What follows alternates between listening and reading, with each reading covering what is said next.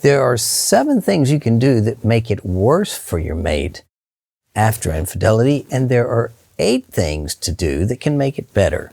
Hi, I'm Rick with The Fair Recovery, and we're going to talk about the do's and don'ts of managing emotional flooding. Emotional flooding, dysregulation, it's natural in the aftermath of infidelity. As Judith Herman says, infidelity is a violation of human connection. The attachment rupture is probably the most painful thing your spouse has ever experienced, and they've lost their sense of safety. First, I want to encourage you to support the betrayed spouse in their efforts to heal and to get the right type of help. Being in a supportive community with others who have recovered from betrayal or who are going through recovery in a structured program such as Harboring Hope or EMS Weekend or EMS Online has proven to be highly effective. Educate yourself regarding betrayal trauma in order to develop compassion and patience and to understand what they're going through. But here are the don'ts. Don't mistakenly believe you understand betrayal trauma. Normal memories, they fade into the past and they lose their emotional intensity. Traumatic memories, on the other hand, are a different cognitive entity. And when they're triggered, the betrayed spouse is re-experiencing that memory as if it happened yesterday. It's not in the past. That part of the brain can't tell time, and that's what they're going through. Don't say, it won't happen again. First, they won't believe you, and you're invalidating their pain. So quit making empty promises. Don't try to control their emotions. Or tell them they're flooded. Seriously, you're going to tell them they're overreacting when they're re-experiencing what happened? They're not even in the same time zone. They're reliving D-Day and wish they could be rational, but it's beyond their reach. Don't get defensive saying things like, well, that's not what I was trying to do, or it wasn't what about you, or trying to explain everything. And don't minimize what you've done and don't blame them.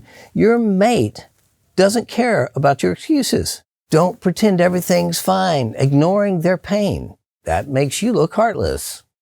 Don't tell them you know how they feel. You don't know how they feel. You betrayed them.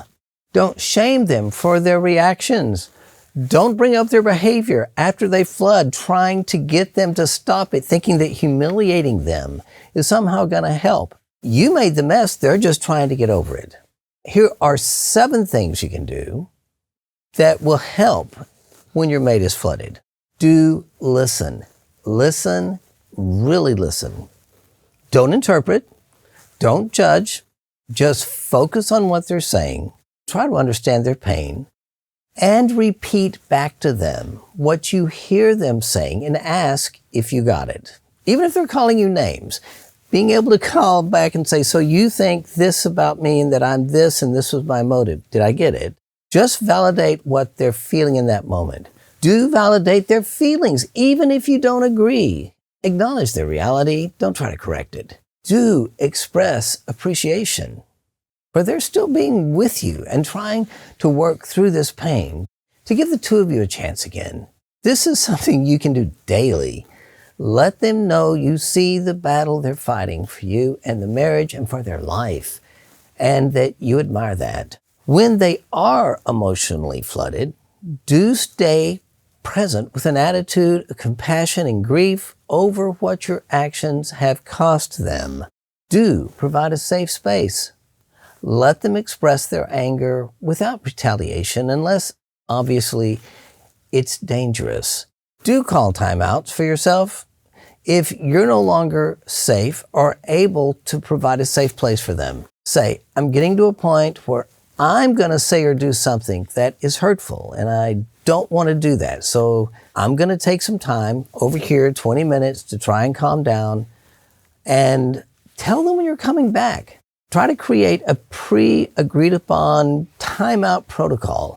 That way, that'll be acceptable. Most likely, if you try to call a timeout saying, we need a timeout or you need a timeout, they'll disagree. They can't disagree if you say, you need a timeout, tell them where you're going and that you'll be back.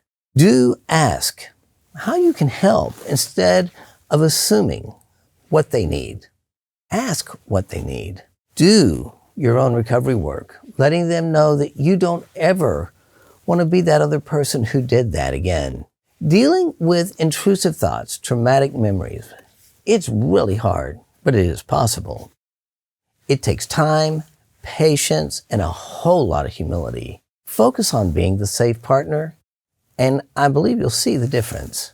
Affair Recovery has resources that really can help. Click the link below and learn how you can better navigate emotional trauma and flooding. Don't waste time making things work. Act now and sign up for EMS Weekend or EMS Online, where the two of you together will learn how to manage emotional flooding, or Hope for Healing, where you can learn how to show up differently. There are tools given in that course. Or I would say encourage your mate to get the help they need through Harboring Hope. It is possible to heal, and you are a key factor if you're the one who strayed in helping that.